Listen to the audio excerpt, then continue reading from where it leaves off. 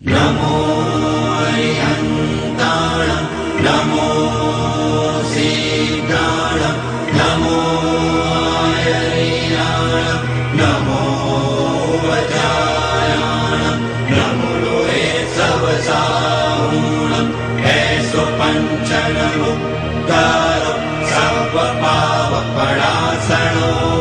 मङ्गलनं च संवेसि परमं भवै मङ्गलम् परमं भवै मङ्गलम् परमं भवै मङ्गलम्।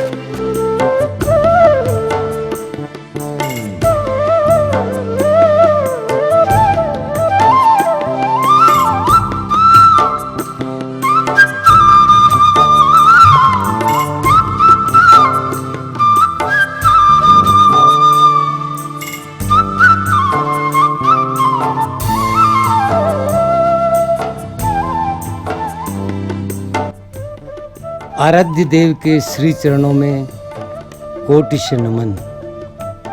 ओम अरहम।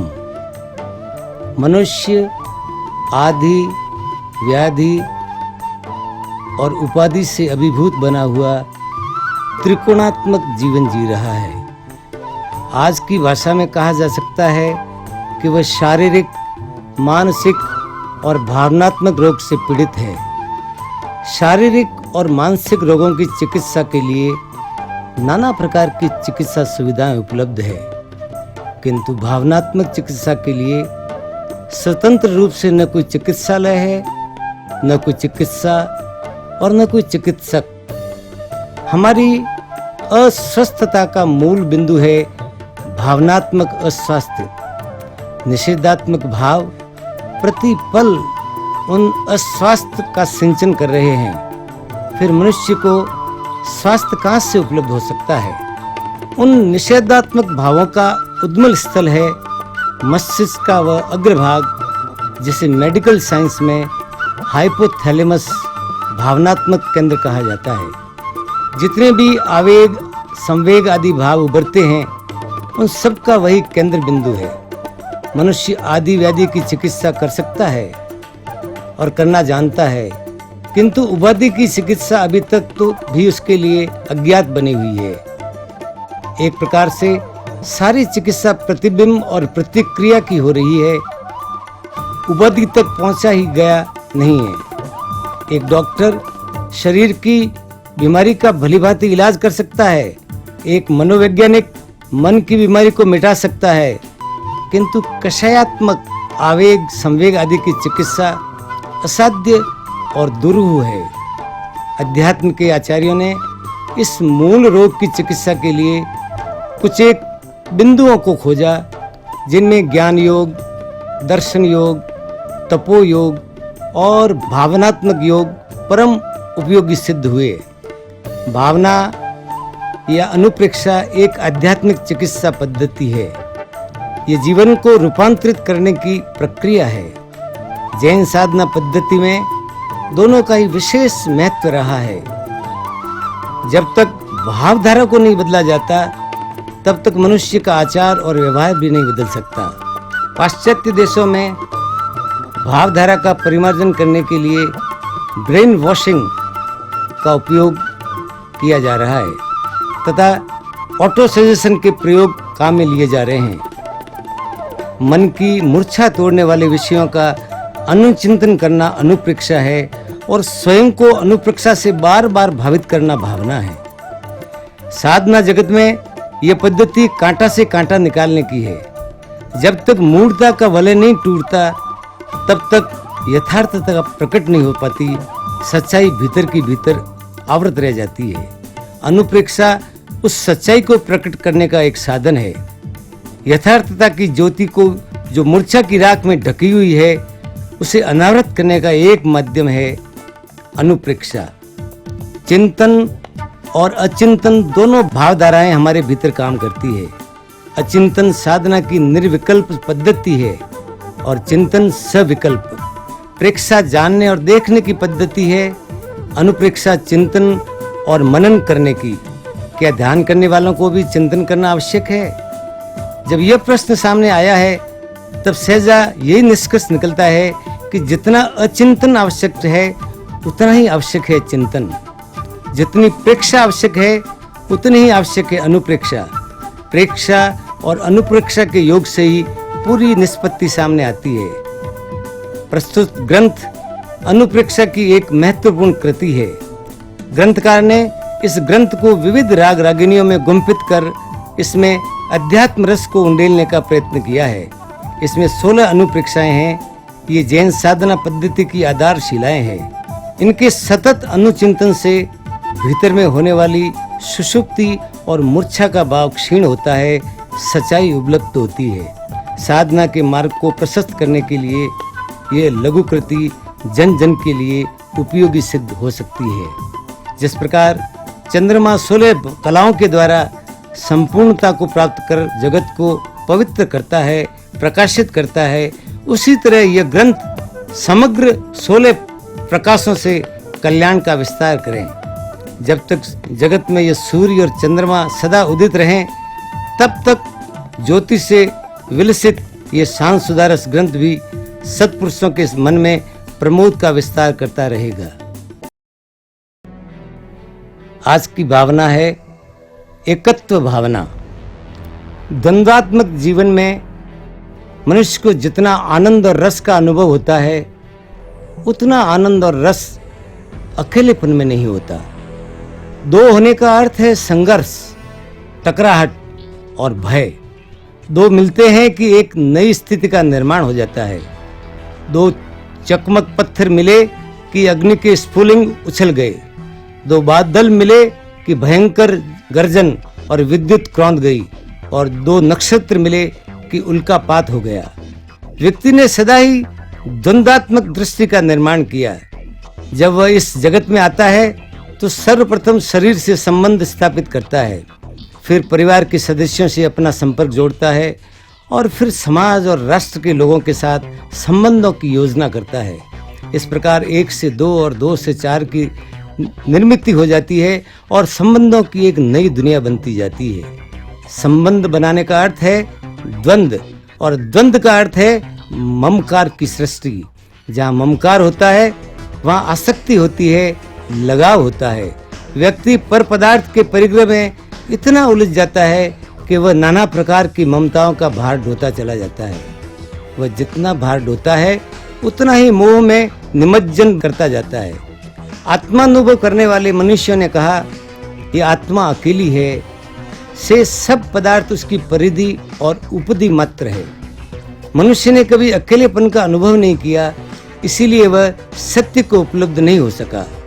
कुछ एक दार्शनिकों ने के सामने अभी भी यह प्रश्न चिन्ह उपस्थित है, क्या संबंधों की इस दुनिया में एकाकी रहना संभव है? क्या व्यवहार के धरातल पर अकेला बनकर कोई व्यक्ति जी सकता है? इसका उत्तर आत्मरमण करने वाले लोगों ने दिया। उन्होंने कहा भीड़ में भी व्यक्ति अकेला रह सकता है और अकेला रहता हुआ भी अकेला नहीं रह सकता। मनुष्य केवल शरीर, समाज और राष्ट्र की परिधि में ही नहीं जीता, वह संस्कारों की दुनिया में भी जीता है। इन सब से हटकर जिसे अपने अस्तित्व का बोध हो गया, उसने सचमुच समुदाय और व्यवहार जगत में रहकर भी एकाकी जीवन जीने की कला को सीख लिया। भगवान महावीर ने एकाकी बनने का एक महत्वपूर्ण सूत्र दिया, एगो अहमंसी नमे अथि कोई न याहमवि कस्सई एवं से एगाणीण मेव अप्पाणं समभिजानाहि। मैं अकेला हूँ, मेरा कोई नहीं है, मैं भी किसी का नहीं हूँ। इस प्रकार पाणी अपने आप में अकेलेपन का अनुभव करे। जिसने इस एकत्व अनुप्रेक्षा का अभ्यास किया, वह अकेलेपन की भूमिका तक पहुंच गया। वहां जाने का अनुभव होता है सामुदायिक जीवन में भी एकाकीपन, अनुस्रोत में प्रतिस्रोत गमन, निर्द्वंद्वात्मक चेतना का अवतरण।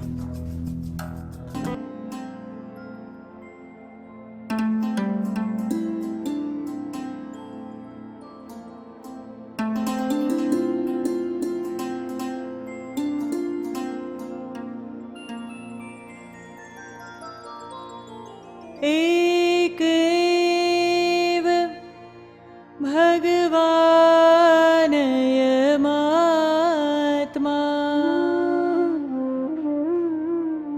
ज्ञान दर्शन तरंग सरंग सर्वमन्य दुपकल्पितमेतद् व्याकुलीकरणमेव ममत्वम्।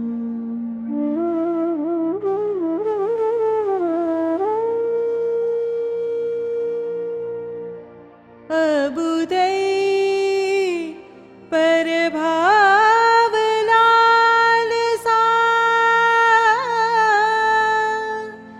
लसदज्ञान दशावशात्मभिः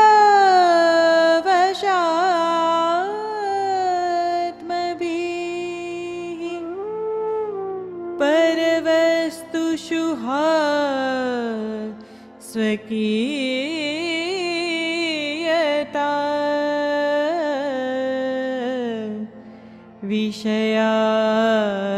विषयावेश वशाद् विकल्प्यते।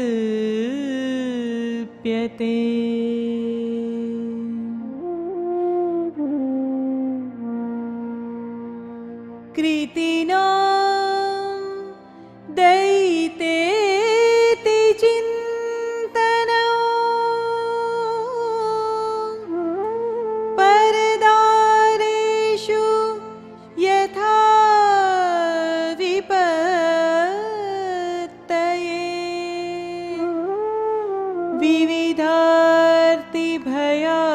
विविधार्तिभयावहं तथा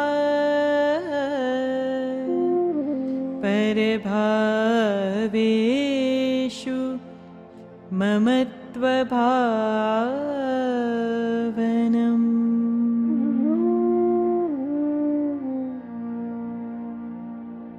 अधुना परभावसंवृत्तिं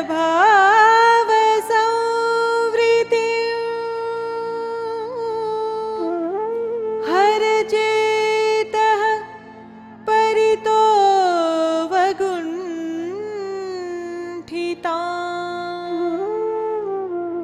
क्षणमात्मविचार चन्दन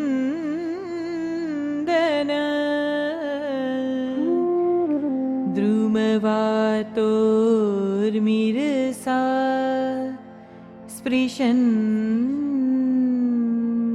माम्।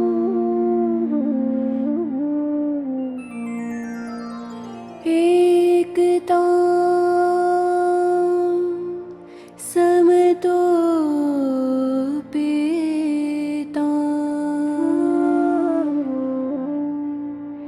एनामात्मन्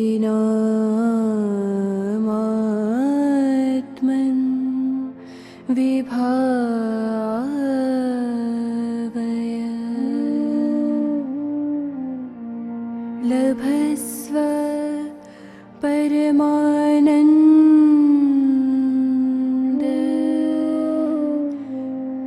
संपदं नमिराजवत्।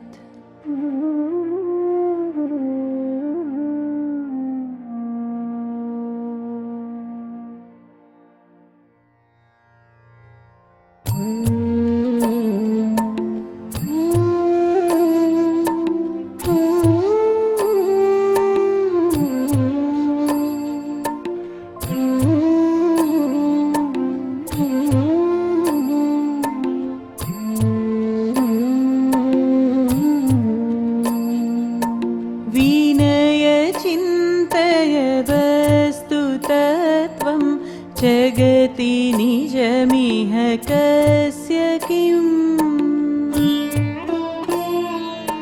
विनय चिन्तय वस्तुतत्त्वं जगति निजमिह कस्य किम्। भवति मतिरिति यस्य हृदये दुरितमुदयति तस्य किम्।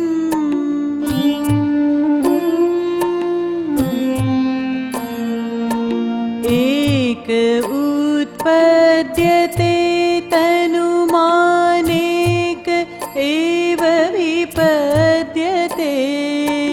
एक एव हि कर्म चिनुते सैककः फलमश्नुते।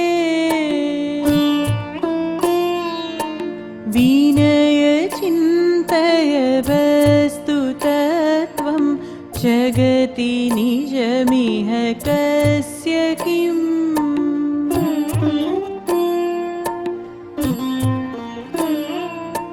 यस्य यावान् परपरिग्रहो विविधममताविवद। जलधि विनिहितपोतयुक्त्या पतति तावद सावध।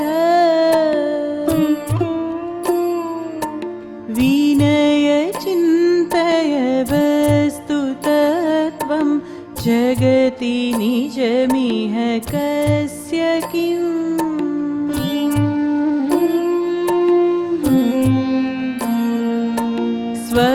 स्वस्वभावं मध्यमुदितो भुवि विलुप्य विचेष्टते। दृश्यतां परभावघटनात् पतति विलुठति जृम्भते। विनय चिन्तय वस्तुतत्त्वं जगति निजमिह कस्य किम्।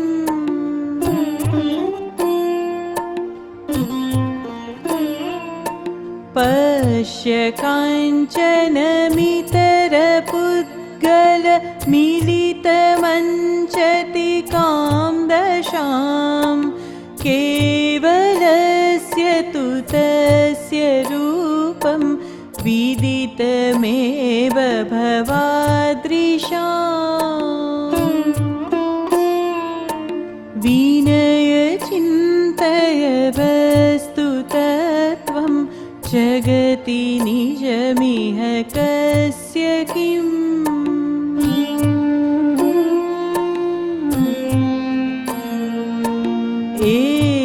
एवमात्मनि कर्मवशतो भवति रूपमनेकधा। कर्ममलरहिते तु भगवति भासते काञ्चन विधा। विनय चिन्तय वस्तुतत्त्वं जगति निजमिह कस्य किम्।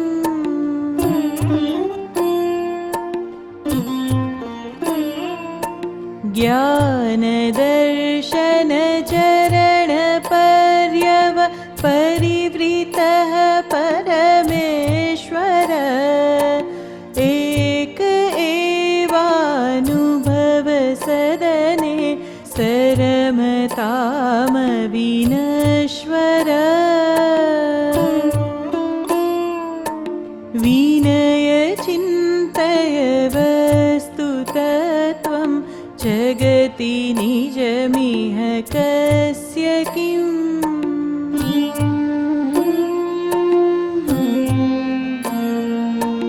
रुचिरसमतामृतरसं क्षणमुदितमास्वादय मुदा विनय विषयातीत सुखरस रतिरुरञ्जतु ते सदा विनय चिन्तय वस्तुतत्त्वं जगति निजमिह कस्य किम् भवति मतिरिति यस्य हृदये दुरितमुदयति तस्य किम्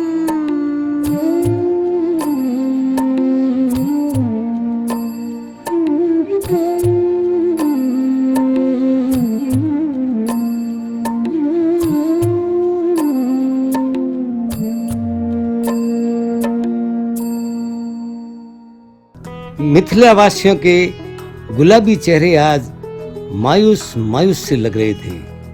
अंतःपुर का आमोद प्रमोद शोक सागर में विलीन हो चुका था। सामंत, मंत्री, सभासद और पौरजन सभी का अंतःकरण अपने लोकप्रिय राजा की स्वस्थता के लिए चिंतातुर बना हुआ था। नगर में कहीं महाधिपति के स्वास्थ्य की मंगल कामनाएं की जा रही थी, तो कहीं शीघ्र स्वास्थ्य के लिए देवों की मनौतियां मनाई जा रही थी। वो ईश्वर से मिथिलावासी मिथिलाधिपति की निरुक्ता के लिए प्रार्थनाएं और उपासनाएं की जा रही थी। सर्वत्र एक ही चर्चा, एक ही वातावरण, एक ही चिंता, एक ही लगन, महाराज स्वस्थ कैसे हों। महानरेश का शयनागार चिकित्सा प्रवीण राज चिकित्सकों से भरा हुआ था। उनके लिए अपना भाग्य और पुरुषार्थ को आजमाने के लिए इससे बढ़कर अलभ्य और स्वर्णिम अवसर क्या हो सकता था। जिन्होंने कभी महाराज के क्षण भर भी मुलाकात नहीं की, आज वे सम्राट के प्रीति पात्र बनना चाहते थे, और जिन्होंने महाराज के स्वास्थ्य परीक्षण का बार बार अवसर प्राप्त किया, आज वे उस असाध्य रोग की चिकित्सा कर अपने यश को द्विगुणित करना चाहते थे। परस्पर एक प्रकार की स्पर्धा और उत्साह अंतःकरण में कार्य कर रहा था, किंतु सबसे अधिक चिंता थी भूपति के स्वास्थ्य की। एक एक कर राज्यवैद्य राजा के स्वास्थ्य का परीक्षण कर रहे थे और अपने बहुमूल्य परामर्श तथा औषधियों से महाराजा की चिकित्सा कर रहे थे। आज महाराजा के लिए सभी परामर्श और औषधियां अर्थ शून्य और अकिचन कर सिद्ध हो रही थी। व्याधि अपनी चरम सीमा तक पहुंच चुकी थी। दाह ज्वर से आक्रांत महापति का सुकोमल शरीर सूख कर पांडुर और क्रश हो गया था। अग्नि की भांति झुलसता हुआ सारा शरीर संताप और बेचैनी से अधीर और व्यग्र बना हुआ था। मुख की आभा में म्लानता और दीनता टपक रही थी। पल पल और क्षण क्षण भी महाराज को महीनों और वर्षों तुल्य अनुभव हो रहा था। अपने कर्म विपाक को भोगने के सिवाय उनके पास अन्य कोई उपाय भी नहीं था। एक कुशल अनुभवी वैद्य ने राजा की बेचैनी और जलन को कम करने के लिए चंदन लगाने का अनुरोध किया। यह परामर्श महामात्य तथा तत्र स्थित सभी को उचित और रुचिकर लगा। महाराज के आदेश की प्रतीक्षा थी कि सारा अंतःपुर चूड़ियों की खनखनाट से प्रतिध्वनित हो गए उठा। सभी महारानियां अपने प्रियतम की सेवा के लिए पलकें बिछाती हुई तत्काल चंदन घिसने में संलग्न हो गई। एक और असाध्य रोग की भयंकर पीड़ा, तो दूसरी ओर चंदन घिसने से होने वाली सहस्त्र चूड़ियों की कर्ण वेदक प्रतिध्वनि। महाराज उसे सहन नहीं कर सके। सारा शरीर अत्यधिक बेचैनी और व्याकुलता से कांप उठा। एक एक ध्वनि तरंग मस्तिष्क में क्रोंद कर मानो हथौड़ों जैसी चोटों की प्रतीति करा रही थी। महाराज का धैर्य विचलित हो उठा। सहिष्णुता का सेतु टूट गया। वे अपने आप को संभाल नहीं सके और गरज उठे, कौन है ये कोलाहल करने वाला? क्या उसको मेरे कुछ भी भान नहीं है? जाओ, शीघ्र जाओ, बंद करो ये सब कोलाहल, वरना बात कहते कहते महापति अदर में ही स्खलित हो गए। स्वामी के आदेश को पाते ही यथाशीघ्र अनुचर दौड़े और जहां पहुंचे जहां महारानियां चंदन घिस रही थी। महाराज की अत्यधिक कष्टानुभूति और आदेश से महारानियों को अवगत कराया। अपने पति की कष्टानुभूति सचमुच उनकी अपनी व्यथा थी। वेदना को सुनते ही उनके नेत्र सजल हो गए। अपनी सहानुभूति के साथ उन्होंने तत्काल सुहाग की एक एक चूड़ी रखकर शेष सभी चूड़ियां उतार दी और पुनः चंदन घिसने लग गई। अंतःपुर का कोलाहल बंद हुआ। सर्वत्र निर्वता सी परिव्याप्त हुई। इससे महापति को कुछ सांत्वना मिली। असहनीय पीड़ा से कुछ राहत का अनुभव हुआ। वे कुछ आश्वस्त और स्वस्थ हुए। उन्होंने आंखें खोली और जिज्ञासा के स्वरों में समीपस्थ परिचारकों से जानना चाहा, क्या चंदन घिसना बंद कर दिया है? नहीं महाराज, परिचारकों ने उत्तर दिया। तो फिर ये कोलाहल कैसे बंद हुआ? आर्यवर, महारानियों ने एक उपाय किया है।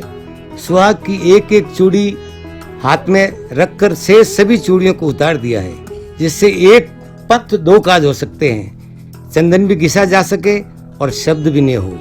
इससे महाराज को भी कोई कष्ट न हो। एक चूड़ी का शब्द नहीं होता, दो होने पर ही शब्द होता है। इस एक वाक्य श्रवण से ही महाराज कुछ गंभीर और चिंतन की मुद्रा में उतर गए। उनका अंतःकरण इस तरंग से आंदोलित हो उठा। भीतर ही भीतर अनावृत रहस्य उद्घाटित होने लगे। महाराज ने स्वयं की समस्या का समाधान स्वयं के द्वारा पा लिया। उनकी अबूझ पहेली अनायास सुलझ गई। उन्होंने अब इस सत्य का साक्षात्कार कर लिया था, जहाँ जाने का कोरा चैतन्य विद्यमान रहता है, शेष सभी निशेष हो जाते हैं। उनका अंतर्मानस बोल उठा, अरे ये द्वंद्व ही तो सारे कष्टों की जड़ है। अकेलेपन में न कोई कष्ट है न कोई संघर्ष। ये वेदना और कष्ट शरीर को है, मैं चैतन्यमय हूँ, एकाकी हूँ। इस प्रकार चिंतन करते करते नवी राजर्षि एकत्व अनुप्रेक्षा से अनुभवित हो रहे हैं। उन्होंने शरीर और चैतन्य का स्पष्ट बोध कर लिया। उन्हें यह आलोक मिल गया जिसे पाकर वे छिन्मय बनना चाहते थे। उन्हें वह पथ मिल गया जिसे पाकर उनके चरण मंजिल तक पहुंचना चाहते थे। मन का संकल्प दृढ़ हुआ। धीरे धीरे रोग उपशांत होता चला गया। नमी राजा मंजिल की खोज में निकल पड़े। विशाल राज्य, प्रचुर वैभव, महारानियों का क्रंदन और पुत्र पौत्र आदि का स्नेह उन्हें अपने बंधन में आबद्ध नहीं कर सका। वे एकांतवासी बन गए, आत्म साधना में लीन हो गए। अध्यात्म की गहराइयों में डुबकियां लेते हुए एकत्व अनुप्रेक्षा में समरस बन गए। कभी देवता उनकी परीक्षा करते तो कभी पथ से गुजरने वाले पथिक विविध प्रकार के प्रलोभन देते। कोई उन्हें संबोधित कर कहता, सुने देखो तुम्हारी आंखों के सामने मिथिला जल रही है, बड़ी बड़ी अट्टालिकाएं गिर रही है, अंतपुर में रानियां क्रंदन कर रही है, तुम एक बार आंख उठाकर देखो तो सही, तुम्हारे देखने मात्र से ही ये सब उपद्रव शांत हो जाएंगे। नमी राजर्षि अपने आप में इतने अधिक तल्लीन थे कि उन्हें कोई भी प्रतिक्रिया प्रभावित नहीं कर सकती थी। वे ध्यान कवच में सुरक्षित थे, अपने आप में एकाकी थे। उन्हें न तो कोई मिथिला जलने से प्रयोजन था और न कोई अंतपुर की रानियों से ही संबंध था। चैतन्य धारा में प्रभावित होते हुए वे अनुभव कर रहे थे, कैसा सुख सुंदर अंदर है, भरा एकाकीपन में।